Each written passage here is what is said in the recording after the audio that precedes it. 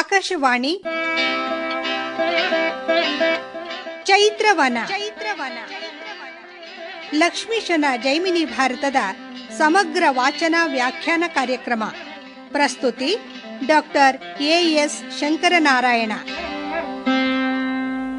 ಲಕ್ಷ್ಮೀಶನ ಜೈಮಿನಿ ಭಾರತದಲ್ಲಿ ಈಗ ಎರಡನೇ ಸಂಧಿಯ ವಾಚನ ಶ್ರೀ ಎಚ್.ಆರ್. ಕೇಶವಮೂರ್ತಿ ಅವರಿಂದ, ವ್ಯಾಖ್ಯಾನ ಶ್ರೀ ಮಾರ್ಕಾಂಡೇಯ ಅವಧಾನಿ ಅವರಿಂದ.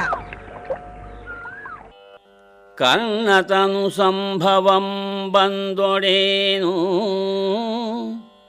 ಈ ಮೇಘವರ್ಣನೈ ತಂದೊಡೇನು ಆಂ ಪೋದಡೇನು ಈ ಸುಪರ್ಣವಾಹನನ ಬಲು ಪುಂಟಾದೊಡಪ್ಪುದು ಇವರಿವರಂ ಕೂಡಿಕೊಂಡು ಅರ್ಣವೋಪಮಯೌವನಾಶ್ವಚತುರಂಗಮಂ ನಿರ್ನಾಮವೆನಿಸಿ ವಾಜಿಗ್ರಹಣ ಕಾರ್ಯಮಂ ನಿರ್ಣಯಿಸಿಕೊಡುವೆನು. ಇಳೆಯನಗೆ ವೀಲಯವನು ಇತ್ತಪುದು ಎನಗೆ ವೀಲಯವನು ಎಂದನಿಲಜಂ ನುಡಿದನು. ಭೀಮಸೇನ ಇಷ್ಟು ನಿರಹಂಕಾರಿ, ಭೀಮಸೇನಿಗೆ ಕೃಷ್ಣನ ಬಗ್ಗೆ ಇಷ್ಟು ಭಕ್ತಿ ಶ್ರದ್ಧೆ ಇದೆ ಎನ್ನುವುದು ಗೊತ್ತೇ ಇರಲಿಲ್ಲ. ಎಂಥ ಮಾತನ್ನಾಡ್ತಾ ಇದ್ದಾನೆ ಭೀಮ. ಎಲ್ಲರಿಗೂ ಕೂಡ ನಾನು ಮಾಡ್ತೇನೆ ನಾನು ಅಂತಂತ ಇದ್ದ ಅಂಥ ಭೀಮ ಹೇಳ್ತಾ ಇದ್ದಾನೆ, ಕರ್ಣನ ಮಗನಾದ ವೀರ ವೃಷಕೇತು ಬಂದರೇನು, ಈ ಮೇಘನಾದ ಕುದುರೆಯನ್ನು ಹೊತ್ಕೊಂಬರ್ತೀನಿ ಅಂತಂದ, ಇವನು ಬಂದರೇನು, ನಾನು ಹೋದರೇನು, ಇದು ಯಾವುದು ಅಲ್ಲ ಅಲ್ಲ ಅಲ್ಲ. ಅದಕ್ಕೆ ಸುಪರ್ಣವಾಹನನ ಬಲ್ಪು ಉಂಟಾಗಬೇಕು. ಗರುಡ ವಾಹನನ ಪರಮಾತ್ಮನ ಬಲ್ಪ್ ಏನಾದರೂ ಕೂಡ ಉಂಟಾದರೆ, ಪರಮಾತ್ಮನ ಅನುಗ್ರಹ ಒಂದು ಸಿಕ್ಕರೆ ಕುದುರೆಯೂ ಸಿಕ್ಕತ್ತೆ, ಯುದ್ಧವೂ ಮಾಡ್ತೀವಿ, ಗೆದ್ಕೊಂಡು ಬರ್ತೀವಿ. ಅವನ ಅನುಗ್ರಹ ಇಲ್ಲದೆ ಹೋದರೆ ನಮ್ಮಿಂದ ಏನೂ ಕೂಡ ಆಗೋದಿಲ್ಲ. ಹೇಗಾದರೂ ಇರಲಿ, ಪರಮಾತ್ಮನನ್ನು ಧ್ಯಾನ ಮಾಡಿ ಈ ಕಾರ್ಯವನ್ನು ನಾವು ಮಾಡ್ಕೊಂಬರ್ತೀವಿ ಅಂಥೇಳಿ ಎಲ್ಲವನ್ನೂ ಕೂಡ ಪರಮಾತ್ಮನ ಮೇಲೆ ಹಾಕಿ ಹೊರಡೋದಕ್ಕೆ ಸಿದ್ಧವಾಗಿದ್ದಾನೆ. ಇಂದು ಕುಲ ತಿಲಕ ಜನಮೇ ಜಯ ನರೇಂದ್ರಕ್ಕೆ ಅಂದವರ್ ಮೂವரும் ತುರಗಮಂ ಕೊಂಡು ಬಗೆವೆಂದು ಬೆಸನಂ ಬೇಡಿ ನಿಂದಿರ ಬಾದರಾಯಣನ ಮೊಗಮಂ ನೋಡುತ್ತೇ ಇಂದಿವರ ನಾಂ ಕಳುಪಲು ಅಸುರ ವೈರಿಗೆ ಬೇಸರೊಂದಿನಿಸುತ್ತೋರದಿರ್ಪುದೇ ಇಂದಿವರ ನಾಂ ಕಳುಪಲು ಅಸುರ ವೈರಿಗೆ ಬೇಸರೊಂದಿನಿಸುತ್ತೋರದಿರ್ಪುದೇ ಜಿಯಾ ತನಗಿದಕ್ಕೆ ಮುಂದುಗಾಣಿಸದು ಕರುಣಿಸುವುದು ಎನೆ ಯುಧಿಷ್ಠಿರಂಗ ತಪೋನಿಧಿ ನುಡಿದನು. ಭೀಮಸೇನ ವೃಷಕೇತು ಮೇಘನಾದ ಕುದುರೆಯನ್ನು ತರೋದಕ್ಕೆ ಸಿದ್ಧವಾಗಿ ಧರ್ಮಜನ ಮುಂದೆ ಅಪ್ಪಣೆಯನ್ನು ಕೇಳ್ತಾ ಇದ್ದಾರೆ.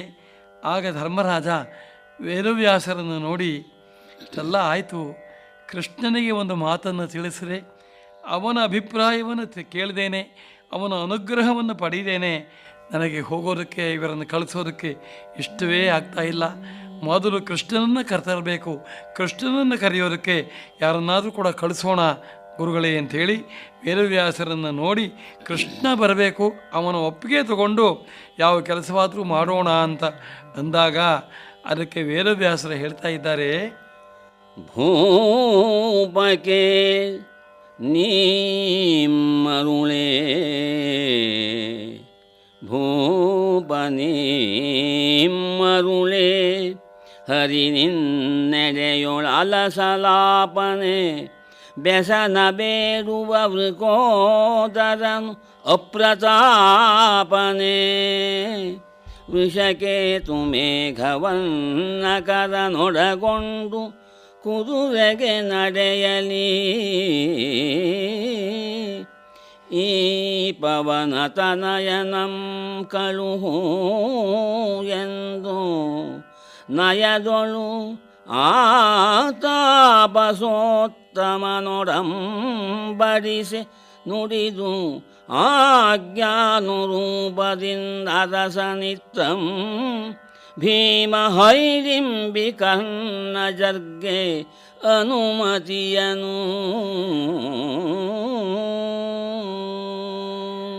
ಧರ್ಮಮೂರ್ತಿ ಎಷ್ಟು ದೊಡ್ಡನೋಪ್ಪ ನೀನು. ಅಲ್ಲ, ಕೃಷ್ಣನನ್ನು ಕರಿಬೇಕು ಅಂತ ಇದೆಯಲ್ಲ, ಕೃಷ್ಣ ಇಲ್ಲವೇ ಇಲ್ಲಿ? ಕೃಷ್ಣ ಇಲ್ಲಿಯೇ ಇದ್ದಾನೆ, ಎಲ್ಲೆಲ್ಲಿಯೂ ಇದ್ದಾನೆ. ಜೊತೆಗೆ ನಿಮ್ಮ ಬಗ್ಗೆ ಅಂಕ ಮಮ್ಮ ಪ್ರಾಣಾಹಿ ಪಾಂಡವ ಅಂತ ಹೇಳಿದ್ದಾನೆ. ನಿಮ್ಮ ಪ್ರಾಣವಾಗಿ ನಿಮ್ಮೊಂದಿಗೆ ಇಲ್ಲೇ ಇದ್ದಾನೆ. ನಾವು ಆಡುವ ಮಾತುಗಳು ಅಷ್ಟೂ ಕೇಳಿದೆ, ನಮ್ಮ ವಿಷಯವೆಲ್ಲ ಗೊತ್ತಿದೆ. ನಿನಗೆ ಕೃಷ್ಣನ ಮೇಲಿರುವಂಥ ಅನುರಾಗ, ಅಭಿಪ್ರಾಯ ಅದು ಕೂಡ ಅವನಿಗೆ ಗೊತ್ತಿದೆ. ಕೃಷ್ಣ ಇದಕ್ಕೆ ಒಪ್ತಾನೆ, ಏನು ಅನುಮಾನ ಮಾಡಬೇಡ. ಭೀಮನೊಂದಿಗೆ ಈ ಹುಡುಗರನ್ನು ಕಳಿಸ್ಕೊಡು, ನೀನು ಅನುಮಾನವನ್ನೇ ಮಾಡಬೇಕಾಗಿಲ್ಲ ಅಂಥೇಳಿ ಧರ್ಮರಾಜನಿಗೆ ಇಲ್ಲೇ ಇದ್ದಾನೆ ಕೃಷ್ಣ ಅಂತಂತಾರೆ. ಒಂದು ಸಾರಿ ಯಾವಾಗಲೂ ರಾಧೆ ಕೃಷ್ಣನನ್ನು ಧ್ಯಾನ ಮಾಡ್ತಾ ಇದ್ಲು. ಹಾಗೆ ಧ್ಯಾನ ಮಾಡ್ತಾ ಇದ್ದಾಗ ಸತ್ಯಭಾಮೆಗೆ ಯಾವಾಗಲೂ ಕೃಷ್ಣ ರಾಧೆ ಜೊತೆಯಲ್ಲಿರ್ತಾನೆ, ನನ್ನ ಜೊತೆಯಲ್ಲಿ ಇರೋಲ್ಲ, ನನ್ನ ಜೊತೆಯಲ್ಲಿ ಇರೋ ಹಾಗೆ ಮಾಡಬೇಕು, ಯಾವಾಗಲೂ ರಾಧೆ ರಾಧೆ ಅಂತಾನೆ ಅಂಥೇಳಿ ಸತ್ಯಭಾಮೆ ಒಂದು ದಿವಸ ಒಂದು ಯೋಚನೆ ಮಾಡಿದ್ಲು. ಆ ರಾಧೆ ಕೃಷ್ಣ ಕೃಷ್ಣ ಅಂಥೇಳಿ ಕೃಷ್ಣನನ್ನು ಭಜನೆ ಮಾಡ್ತಾ ಇದ್ಲು. ಹಾಗೆ ಭಜನೆ ಮಾಡ್ತಾ ಇದ್ದಾಗ, ರಾಧಾ ನಿನಗೆ ತುಂಬ ಆಯಾಸವಾಗಿದೆ, ತುಂಬ ಹೊತ್ತು ಭಜನೆ ಮಾಡಿಬಿಟ್ಟಿಯಮ್ಮ, ಸ್ವಲ್ಪ ಹಾಲು ಕುಡಿಯಮ್ಮ ಅಂತಂದ್ಲು. ಸರಿ ಕೊಡು ಅಂದ್ಲು. ಕುದಿಯೋಂಥ ಹಾಲು, ಭಾಳ ಬಿಸಿ ಬಿಸಿಯಾದ ಹಾಲು. ಆ ಕುದಿಯೋಂಥ ಹಾಲನ್ನು ರಾಧೆ ಕೊಟ್ಟುಬಿಟ್ಲು. ಅವಳಿಗಿನ್ಯಾವುದೂ ಕಾಣೋದಿಲ್ಲ, ಮನಸ್ಸಿನಲ್ಲಿ ಅಂತಃಕರಣದಲ್ಲಿ ಎಲ್ಲ ಕಡೆಯಲ್ಲೂ ಕೃಷ್ಣ ತುಂಬಿಕೊಂಡಿದ್ದಾನೆ. ಆ ಕುದಿಯೋ ಹಾಲನ್ನು ಬಾಯಿಗೆ ಹಾಕ್ಕೊಂಡು ಕಟ ಕಟ ಕಟ ಕಟ ಕುಡಿದುಬಿಟ್ಲು. ಕೃಷ್ಣ ಕೃಷ್ಣ ಅಂತ ಕುಡಿದುಬಿಟ್ಲು. ಅವಳಿಗೇನೂ ಆಗಲೇ ಇಲ್ಲ. ಆದರೆ ಈ ಸತ್ಯಭಾಮೆ ಇನ್ನೊಂದು ಸ್ವಲ್ಪ ಹೊತ್ತಿಗೆ ಒಳಗೆಲ್ಲ ಬೊಬ್ಬೆ ಬರುತ್ತೆ, ಉಸಿರೇ ಕಟ್ಟು ಹೋಗುತ್ತೆ, ನಾಳೆಯಿಂದ ನಾಲಿಗೆಯಲ್ಲಿ ಎಲ್ಲ ಕಡೆಯಲ್ಲೂ ಗುಳ್ಳೆ ಬರುತ್ತೆ. ಕೃಷ್ಣನನ್ನು ಧ್ಯಾನ ಮಾಡೋಕ್ಕಾಗೋಲ್ಲ, ಕೃಷ್ಣ ಅಲ್ಲಿಗೆ ಹೋಗೋಲ್ಲ, ನಮ್ಮ ಕಡೆಗೆ ಬರ್ತಾನೆ. ನಾಳೆ ರಾಧೆ ಮನೆಗೆ ಹೋಗೋಲ್ಲ, ನಮ್ಮ ಮನೆಗೆ ಬರ್ತಾನೆ, ಮೈಯೆಲ್ಲ ಬೊಬ್ಬೆ ಆಗಿಬಿಡುತ್ತೆ ಅವಳಿಗೆ ಅಂತ ಆಲೋಚನೆ ಮಾಡಿ ಆ ಕುದಿಯುವ ಹಾಲನ್ನು ಕೊಟ್ಟು ಮನೆಗೆ ಹೋಗ್ಬಿಟ್ಲು. ಸತ್ಯಭಾಮೆ ಮನೆಗೆ ಹೋಗಿ ನೋಡ್ತಾಳೆ, ಅದೃಷ್ಟವಶಾತ್ ಅವಳ ಅಂತಃಪುರದಲ್ಲಿ ಕೃಷ್ಣ ಬಂದು ಮಲಗಿಬಿಟ್ಟಿದ್ದಾನೆ. ಅಲ್ಲಿ ಮೈಮೇಲೆಲ್ಲ ಪೀತಾಂಬರ ಹೊತ್ಕೊಂಡ್ಬಿಟ್ಟಿದ್ದಾನೆ. ಅಯ್ಯೋ ಅದೃಷ್ಟವೇ, ಇವತ್ತು ರಾಧೆಗೆ ನಾನು ಬಿಸಿ ಹಾಲು ಕೊಟ್ಟು ಬಂದೆ, ಕೃಷ್ಣ ಇಲ್ಲೇ ಬರ್ತಾನೆ, ನನ್ನೊಂದಿಗೆ ಬರ್ತಾನೆ, ಇವತ್ತು ನನಗೆ ಸಂತೋಷಪಡಿಸ್ತಾನೆ ಅಂತ ನನಗೆ ಗೊತ್ತೇ ಇರಲಿಲ್ಲ. ಕೃಷ್ಣ ಇಲ್ಲಿ ಬಂದಲ್ಲ ಅಂಥೇಳಿ ಮಂಚದ ಹತ್ತಿರ ಹೋಗಿ ಮೆಲ್ಲಗೆ ಅವನು ಹೊದ್ದಿರೋ ಪೀತಾಂಬರವನ್ನು ತೆಗೆದ್ಲು. ಮೈಯೆಲ್ಲ ಗುಳ್ಳೆ, ಎಲ್ಲ ಕಡೆಯಲ್ಲೂ ಬೊಬ್ಬೆ ಎದ್ದುಬಿಟ್ಟಿದೆ, ಒಂದು ಜಾಗವೂ ಬಿಟ್ಟಿಲ್ಲ. ಕೃಷ್ಣನ ಮೈ ತುಂಬ ಬೊಬ್ಬೆಗಳಾಗ್ಬಿಟ್ಟಿದೆ. ಕೃಷ್ಣ ಯಾಕೆ ಹೀಗಾಯಿತು? ನಿನ್ನ ಪ್ರಭಾವ, ನನ್ನ ಪ್ರಭಾವವೇ. ಎಲ್ಲಿ ಸುಟ್ಕೊಂಡ್ರಿ? ಏನಾಯಿತು? ಮೈಯೆಲ್ಲ ಬೊಬ್ಬೆ ಬಂದಿದೆಯಲ್ಲ. ನೀನು ಬಿಸಿ ಹಾಲು ಕೊಟ್ಟಿಲ್ಲ. ನಾನು ಬಿಸಿ ಹಾಲು ಕೊಟ್ಟೆ. ನಾಲ್ಗೆ ಕಚ್ಕೊಳ್ತಾಳೆ, ನಾನು ಬಿಸಿ ಹಾಲು ಕೊಟ್ಟಿದ್ದು ಇವನಿಗೆ ಯಾಕೆ ಗೊತ್ತಾಯಿತು ಅಂತ. ನಾನು ಬಿಸಿ ಹಾಲು ಕೊಟ್ಟಿದ್ದು ನಿನಗೆ ಯಾಕೆ ಗೊತ್ತು? ಅಲ್ಲೇ ಇದ್ದೆ, ಅವಳು ಕೃಷ್ಣ ಅಂತ ಧ್ಯಾನ ಮಾಡ್ತಾ ಇದ್ಲು, ಅವಳ ಹೃದಯದಲ್ಲೇ ಇದ್ದೆ, ಅವಳ ಅಂತರಂಗದಲ್ಲೇ ಇದ್ದೆ. ಅವಳು ಬಿಸಿ ಹಾಲನ್ನು ಕಟ ಕಟ ಕಟ ಕುಡಿದು ಬಿಟ್ಲು. ಕುಡಿದಾಗೆಲ್ಲ ನನ್ನ ಮೈ ಮೇಲೆಲ್ಲ ಅದು ಬಿದ್ದು ಬಿಡ್ತು. ನೀನು ನಿನ್ನ ಸ್ವಾರ್ಥದಿಂದ ನಿನ್ನ ಕೃಷ್ಣ ನಿನ್ನ ಮನೆಯಲ್ಲಿ ಇರಬೇಕು ಅಂತ ಹೇಳಿ ರಾಧೆಗೆ ಬಿಸಿ ಹಾಲನ್ನು ಕೊಟ್ಟೆ. ರಾಧೆಯ ಮನೆಯಲ್ಲ, ಅಂತರಂಗದಲ್ಲ, ಅವಳ ಒಳಗೇನೇನೆ ಸರ್ವೇಂದ್ರಿಯಗಳಲ್ಲೂ ಕೂಡ ವ್ಯಾಪಿಸಿ ಅಲ್ಲಿ ನಾನೇ ಇದ್ದೆ. ನನ್ನ ಮೇಲೆ ನಿನ್ನ ಬಿಸಿ ಹಾಲಿನ ಅಭಿಷೇಕ ಆಯಿತು. ನೀನು ಸ್ವಾರ್ಥದಿಂದ ಮಾಡಿದೆ ಅಲ್ಲ, ಕೃಷ್ಣ ನನಗೆ ಬೇಕು ಅಂತ ಮಾಡಿದೆ ಅಲ್ಲ. ಒಪ್ಕೋ, ಚೆನ್ನಾಗಿ ಆಲಿಂಗನ ಮಾಡ್ಕೊ.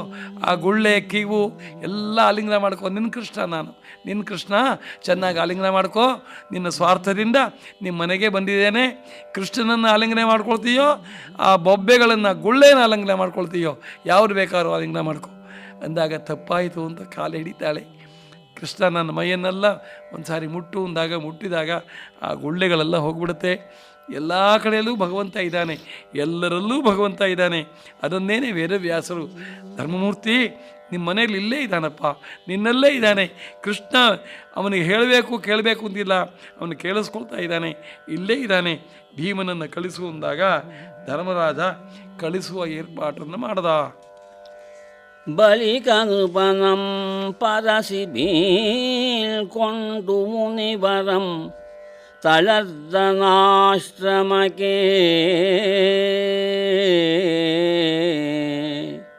ಇತ್ತಲಂಜುತೆ ಯುಧಿಷ್ಠಿರಂ ನಳಿನಾಕ್ಷನಿಲ್ಲದೆ ಅಧ್ವರ ಕುಪಕ್ರಮಿಸೆ ನಡೆಯದು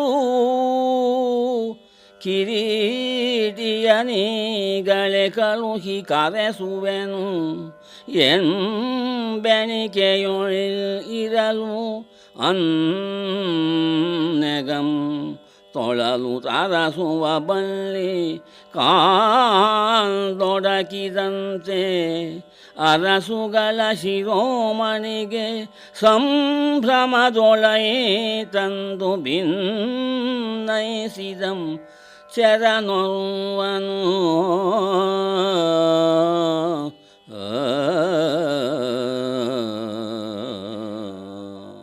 ಭೀಮಾದಿಗಳಿಗೆ ನೀವು ಹೋಗಿ ಕುದುರೆಯನ್ನು ತನ್ನಿ ಅಂತ ಹೇಳಿ ಧರ್ಮರಾಜ ಅಪ್ಪಣೆ ಮಾಡಿದ.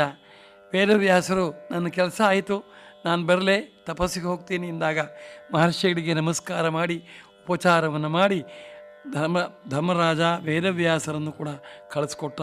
ವೇದವ್ಯಾಸರು ಹೋಗಿ ಬಂದ ಮೇಲೆ ಎಷ್ಟೇ ಆಗಲಿ ಕೃಷ್ಣ ಬರದೆ ಯಾವ ಕಾರ್ಯವನ್ನು ಕೂಡ ಮಾಡಿಲ್ಲ.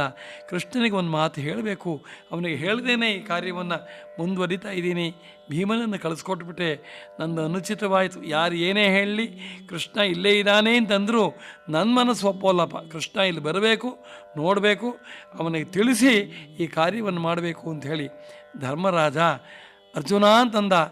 ಅಣ್ಣ ಅಂತಂದ, ಬೇಗ ಹೋಗಿ ದ್ವಾರಕೆಗೆ ಹೋಗಿ ಆ ಕೃಷ್ಣನನ್ನು ವಾಸುದೇವನನ್ನು ಭಕ್ತಾನುಗ್ರಹಿಯನ್ನು ಬೇಗ ಕರ್ಕೊಂಡು ಬಾ ಅರ್ಜುನ ಅಂತಂದಾಗ, ಆಗಲಿ ಅಣ್ಣ ನಿನ್ನ ಅಪ್ಪಣೆ ಅಂತ ಅಣ್ಣನಿಗೆ ನಮಸ್ಕಾರ ಮಾಡ್ದ. ಅಷ್ಟರಲ್ಲೇನೆ ಹೊರಗಿನಿಂದ ಯುಧಿಷ್ಠಿರ ಪ್ರಭು ಮಹಾರಾಜ ಧರ್ಮಮೂರ್ತಿ ಅಂಥೇಳಿ ಗಟ್ಟಿಯಾಗಿ ಕೂಗಿದರು. ಏನು ಅಂತಂದರೆ ಬಹುಪರಾಕ್ ಅಂತ ಹೇಳ್ತಾ ಇದ್ದಾರೆ. ಅವಧಾನ ಜೀಯ, ಕೇಳಬೇಕು, ನಮ್ಮ ನಗರದ ಹೊರಭಾಗದಲ್ಲಿ ಅವಧಾನ ಜೀಯ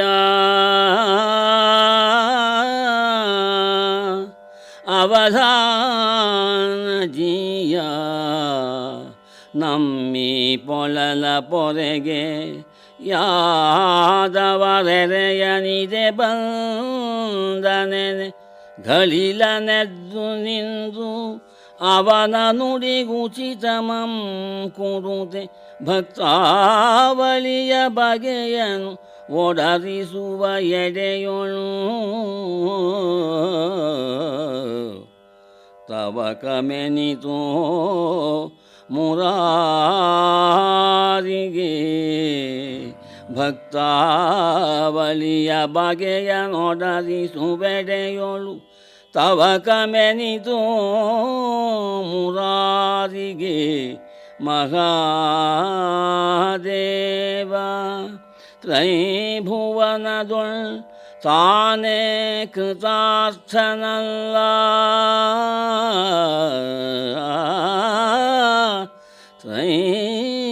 ತ್ರೈಭುವನದೊಳ್ ತಾನೇ ಕೃತಾರ್ಥನಲ್ಲ ಕೌತುಕವನಿನ್ನು ಕಂಡೆನು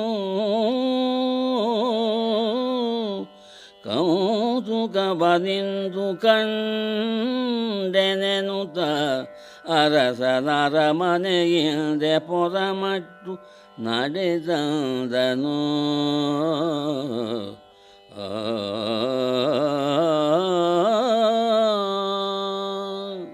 ಪ್ರಭು ಕೃಷ್ಣನನ್ನು ಕರೆಯೋದಕ್ಕೆ ಅರ್ಜುನನನ್ನು ಕಳಿಸಬೇಕಾದ್ದಿಲ್ಲ, ಅರ್ಜುನ ಹೋಗಬೇಕಾದ್ದಿಲ್ಲ, ಕೃಷ್ಣ ಇಲ್ಲೇ ಬಂದುಬಿಟ್ಟಿದ್ದಾನೆ, ನಮ್ಮ ನಗರದ ಆಚೆ ಕೃಷ್ಣ ಬರ್ತಾ ಇದ್ದಾನೆ, ಅದನ್ನು ತಿಳಿಸೋದಕ್ಕೋಸ್ಕರ ಓಡೋಡಿ ಬಂದೆ. ಪರಮಾತ್ಮ ಬಂದಿದ್ದಾನೆ, ಭಕ್ತಾನುಕಂಪಿ ಬಂದಿದ್ದಾನೆ, ವಾಸುದೇವ ಬಂದಿದ್ದಾನೆ ಎಂದಾಗ ಧರ್ಮರಾಜನಿಗೆ ರೋಮಾಂಚವಾಯಿತು. ಕಣ್ಣಲ್ಲಿ ಆನಂದ ಬಾಷ್ಪ ಬಂತು. ಹಾಕ್ಕೊಂಡಿರೋ ಆಭರಣವನ್ನೆಲ್ಲ ಹೀಗೆ ಅಂದ್ಬಿಟ್ನಂತೆ, ತಗೋ ಎಲ್ಲವನ್ನು ಕೂಡ. ಎಂಥ ಮಾತನ್ನು ಹೇಳ್ಬಿಟ್ಟಿಯೋ. ಕೃಷ್ಣನನ್ನು ಕರೆಸಬೇಕು ಅಂತ ಅರ್ಜುನನಿಗೆ ಏರ್ಪಾಡು ಮಾಡಿದ್ದೆ. ಆ ಕೃಷ್ಣನೇ ಬಂದನೆ, ಭಕ್ತರನ್ನು ಹುಡ್ಕೊಂಡು ಬಂದನೆ. ವೇದವ್ಯಾಸರು ಹೇಳಿದರು, ಇಲ್ಲೇ ಇದ್ದಾನೆ ಅಂತಂದರು. ಅವನಿಗೆ ಹೇಗೆ ಮುಟ್ಟಿತು? ನಮ್ಮ ಸಂಕಲ್ಪ ಅವನಿಗೆ ಹೇಗೆ ಗೊತ್ತಾಯಿತು? ಆ ದಯಾಂಬುಧಿ ಹೇಗೆ ಬಂದ? ಮಮ್ಮ ಪ್ರಾಣಾಹಿ ಪಾಂಡವ ಅಂತ ಹೇಳಿದ್ದಾನೆ. ನಮ್ಮನ್ನು ಕಾಪಾಡೋದಕ್ಕೆ ಬಂದನೆ, ನಮ್ಮ ಇಷ್ಟಾರ್ಥವನ್ನು ನಡೆಸೋದಕ್ಕೆ ಬಂದನೆ, ಮುರಾರಿ ಬಂದನೆ, ವಾಸುದೇವ ಬಂದನೆ ಅಂಥೇಳಿ ಧರ್ಮರಾಜ ಹಿಗ್ಗಿ ಹೋಗಿದ್ದಾನೆ. ಮಿತ್ರೋದಯವನ್ನು ಮಾಡಬೇಕು ಅಂತ ಹೇಳಿ ಮಿತ್ರೋದಯಾತ್ ಪರದೊಳೈ ತಂದು ಮಿತ್ರೋದಯಾತ್ ಪರದೊಳೈ ತಂದು ಹಯಮೇಧ ಸತ್ರ ಸಾಧನಕ್ಕೆ ವೇದಂ ವ್ಯಾಸಮುನಿ ಧರ್ಮಪುತ್ರನಂ ಬೋಧಿಸಿ ಮರದನು. ಆ ರಾತ್ರಿಯೊಳ್ ಬಂದನೊಲಿದಿಭನಗರಿಗೆ ಪಕ್ಷೇಂದ್ರ ವಾಹನಂ. ಆ ರಾತ್ರಿಯೊಳ್ ಬಂದನು ಒಲಿದಿಭನಗರಿಗೆ ಬಳಿಕೈದೆ ಪಾಂಡವ ಧರಿತ್ರಿ ರಮಣರು ಇದಿಗೊಂಡರು. ಉಗ್ಘಡಣೆಯ ವಿಚಿತ್ರ ಪಾಠಕರ ವಾದ್ಯಧ್ವನಿಯ ಸಾಲ ಕೈದೀವಿಗೆ ಸಂಭ್ರಮದೊಳು.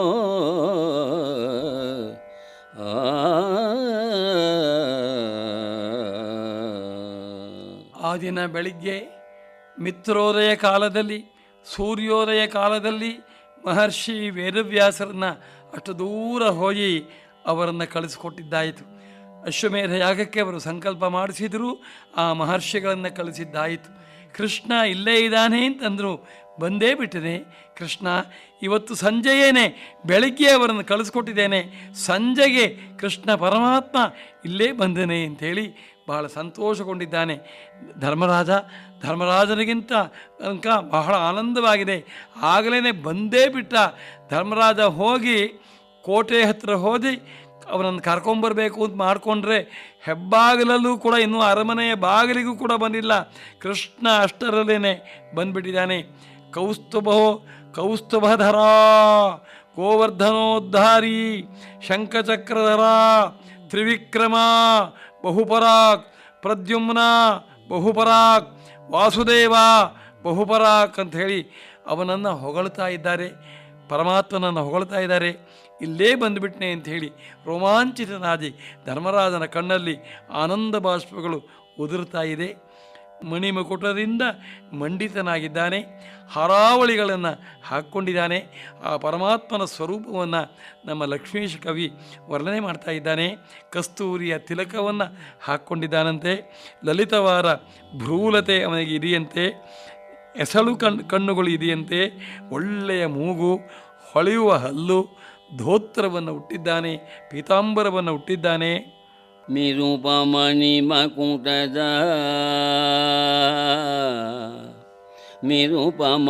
ಮಕುಟದ ಓರಣಿಸಿದಳ ಕಾವಳಿಯ ಪೆರೆನೊಸಲ ಕತ್ತುರಿಯ ಸುಲಲಿತ ಭ್ರೂಲತೆಯ ತುರುಗೆವೆಯ ನಿಟ್ಟೆಸಳು ಗಂಗಳ ಸುನಾಸಿಕದ ಪೊಳೆವಲ್ಲ ನಸುದೋರುವ ಕಿರುನಗೆಯ ಕದಪುಗಳ ಕುಂಡಲದ ಚೆಲ್ವಿನಿಂ ಕದಪುಗಳ ಕುಂಡಲದ ಚೆಲ್ವಿನಿಮ್ಮೆರೆವ ಸದ್ವದನನಂ ಮೋಹನದ ಸದನನಂ ನೆರೆ ಸೊಬಗ ಮದನನಂ ಪಡೆದ ನಿಜ ರೂಪನಂ ಕಂಡನು ಮೋಹನದ ನಿಜ ರೂಪನಂ ಕಂಡನು ಅವನೀ ಪಾಲನು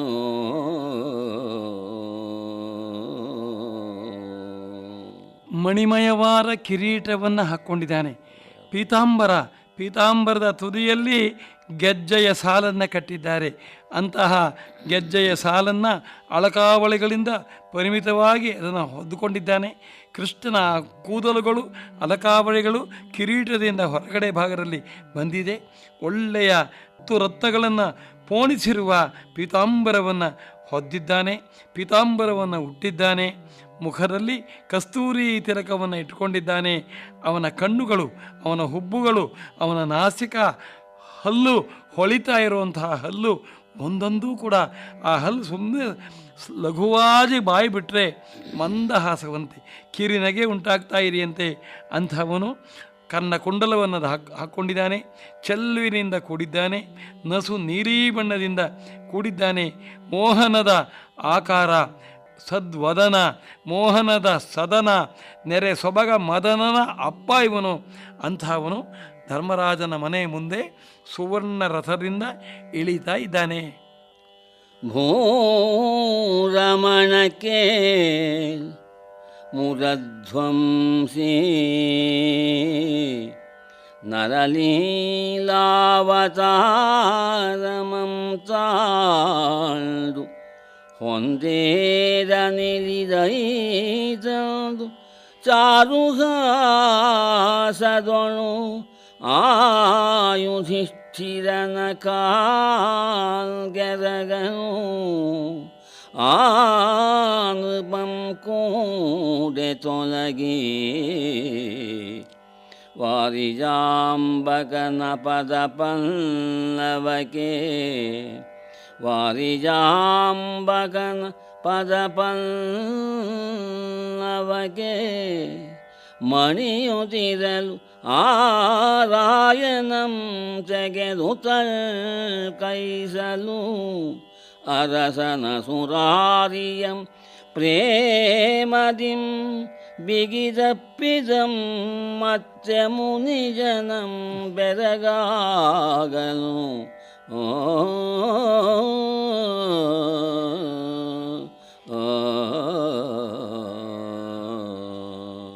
ಮಾನವ ಲೀಲೆಯನ್ನು ತೋರಿಸುವ ಹಾಗೆ ಮಣಿರಥದಿಂದ ಕೃಷ್ಣ ಇಳಿದು ಬರ್ತಾ ಇದ್ದಾನೆ. ಅಷ್ಟರಲ್ಲಿ ಹೋಗಿ ಊರು ಹೊರಗಡೆ ಸ್ವಾಗತ ಮಾಡಬೇಕು ಅಂತ ಮಾಡ್ದ, ಆಗಲಿಲ್ಲ.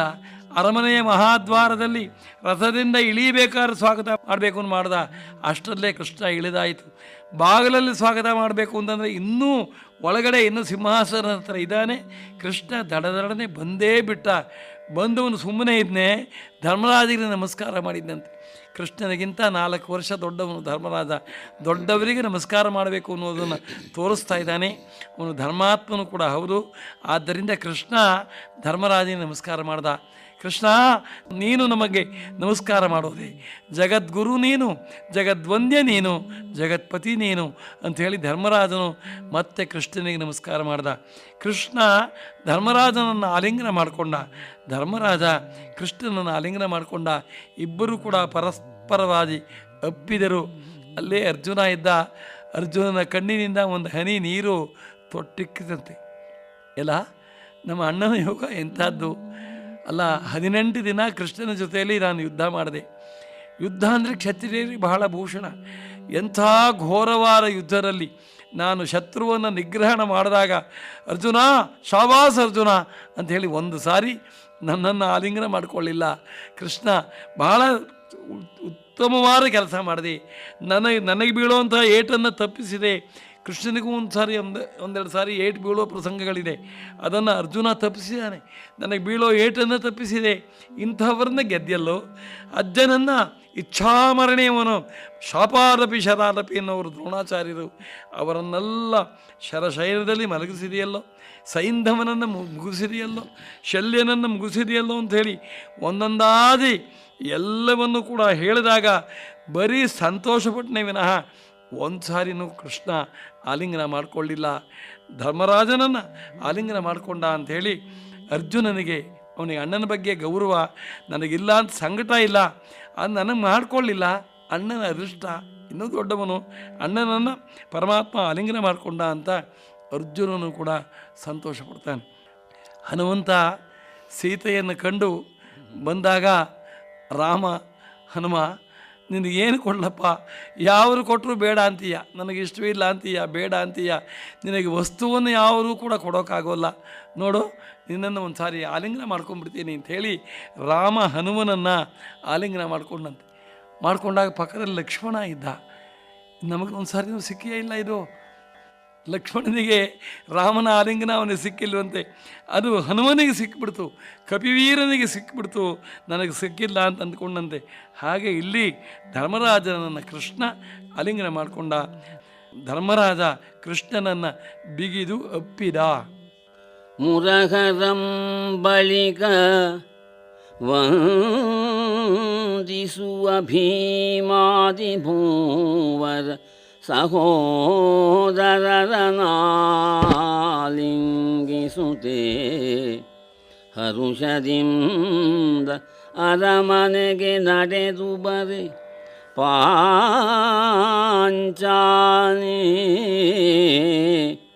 ಸರಸಿರುಹನಯನ ಫಣಿರಾಜಶಯನ ಶರಣ ಜನ ದುರಿತಾಪಹರಣ ದೈಂಜೇಯ ಸಂಹರಣ ಗೋವರ್ಧನೋದ್ಧರಣ ಪೀತಾಂಬರಾಭರಣ ವರಕೌಸ್ತುಭಾಭರಣ ಸಲಹೋ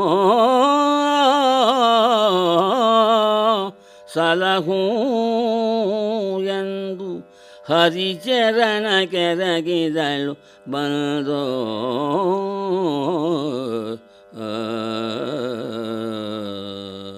ಅವತ್ತು ಕೃಷ್ಣನಿಗೆ ಏನು ಖುಷಿಯಾಯಿತೋ, ಭೀಮ ಬಾರೋ ಅಂತ ಭೀಮನನ್ನು ಹತ್ತಿರ ಕರೆದು ಭೀಮನನ್ನು ಆಲಿಂಗಿಸಿದ. ಅರ್ಜುನ ಬಾರೋ ಅಂತ ಹೇಳಿ ಅರ್ಜುನನನ್ನು ಬಿಗಿದಪ್ಪಿದ. ನಕುಲ ಸಹದೇವರನ್ನು ಕೂಡ ಅಪ್ಪಿದ. ಅವರೆಲ್ಲರಿಗೂ ಕೂಡ ಹರಸ್ತಾ ಇದ್ದಾನೆ, ಒಬ್ಬೊಬ್ಬರಿಗೂ ಒಂದೊಂದು ತರಹ ಹರಸ್ತಾ ಇದ್ದಾನೆ. ಹರಸ್ತಾ ಇದ್ದಾಗ ದ್ರೌಪದಿ ಪ್ರಾರ್ಥನೆ ಮಾಡ್ತಾ ಇದ್ದಾಳೆ, ಶರಣಜನ ದುರಿತಾಪಹರಣ ದೈತೇಯ ಸಂಹರಣ ಗೋವರ್ಧನೋದ್ಧರಣ ಪೀತಾಂಬರಾವರಣ. ಆ ಮಾತನ್ನು ಪೀತಾಂಬರಾವರಣ ಅಂತಂದಾಗ ದ್ರೌಪದಿಯ ಕಣ್ಣಲ್ಲಿ ನೀರು ಬರುತ್ತೆ. ನೀನು ಪೀತಾಂಬರಧಾರಿ ಅಂತ ಒಂದರ್ಥ, ನನಗೂ ಕೂಡ ಪೀತಾಂಬರ ಹೊರಿಸ್ಬಿಟ್ಟಿಯಲ್ಲೋ, ಆ ದುಷ್ಟ ಧೂರ್ತ ಆ ದುಶ್ಶಾಸನ ಎಳಿಬೇಕಾದ್ರೆ ಮುಗಿದೇ ಇರೋ ಪೀತಾಂಬರವನ್ನು ಮಾಡಿಬಿಟ್ಟಿಲ್ಲ ಅಂತ ಹೇಳಿ ದ್ರೌಪದಿ ಕಣ್ಣಲ್ಲಿ ಆನಂದ ಬಾಷ್ಪವನ್ನು ಸುರಿಸ್ತಾ, ನಿನ್ನಿಂದ ನಾನು ಬದುಕಿದ್ದೇನೆ, ಇಲ್ಲೇ ಹೋದ ನಾನು ಬದುಕ್ತಾ ಇರಲಿಲ್ಲ, ನನಗೆ ಅವಮಾನವಾದರೆ ನಾನು ಖಂಡಿತ ಬದುಕ್ತಾ ಇರಲಿಲ್ಲ. ಕೃಷ್ಣ ನನ್ನ ಜೀವವನ್ನು ಎಳಿತಾ ಇದ್ದಾನೆ, ಬಟ್ಟೆನಲ್ಲ ಸೀರೆನಲ್ಲ, ನನ್ನ ಜೀವವನ್ನೇ ಎಳಿತಾ ಇದ್ದಾನೆ. ಕೃಷ್ಣ ಬೇಗ ಬಾ ಅಂತ ದ್ರೌಪದಿ ಸ್ತೋತ್ರ ಮಾಡಿದ್ಲು. ಸ್ತೋತ್ರಕ್ಕೆ ಒಪ್ಪಿ ಪೀತಾಂಬರಧಾರಿ ತನ್ನ ಪೀತಾಂಬರವನ್ನೇ ಕೊಟ್ಟನು ಅನ್ನೋ ಹಾಗೆ ಅಕ್ಷಯವಾದ ವಸ್ತ್ರವನ್ನು ಕರ್ಣಿಸ್ತಾನೆ. ಅದನ್ನು ದ್ರೌಪದಿ ಜ್ಞಾಪಕ ಮಾಡಿಕೊಂಡು ಧ್ಯಾನ ಮಾಡ್ತಾ ಇದ್ದಾಳೆ. ಇದುವರೆಗೆ ಚೈತ್ರವನ ಲಕ್ಷ್ಮೀಶನ ಜೈಮಿನಿ ಭಾರತದ 2ನೇ ಸಂಧಿಯ ಕೆಲ ಪದ್ಯಗಳನ್ನು ಕೇಳಿದಿರಿ. ವಾಚನ ಮಾಡಿದವರು ಶ್ರೀ HR ಕೇಶವಮೂರ್ತಿ. ವ್ಯಾಖ್ಯಾನ ಮಾಡಿದವರು ಶ್ರೀ ಮಾರ್ಕಾಂಡೇಯ ಅವಧಾನಿ. ಕಾರ್ಯಕ್ರಮದ ಪ್ರಸ್ತುತಿ ಡಾಕ್ಟರ್ AS ಶಂಕರನಾರಾಯಣ. ನಿರ್ಮಾಣ ನೆರವು ಸಂಜೀವ R ನಾಮಣ್ಣವರ್. ಇದು ಇಂದಿನ ಚೈತ್ರವನ. ಈ ಕಾರ್ಯಕ್ರಮ ಆಕಾಶವಾಣಿ ಭದ್ರಾವತಿ ಕೇಂದ್ರದ ಕೊಡುಗೆ.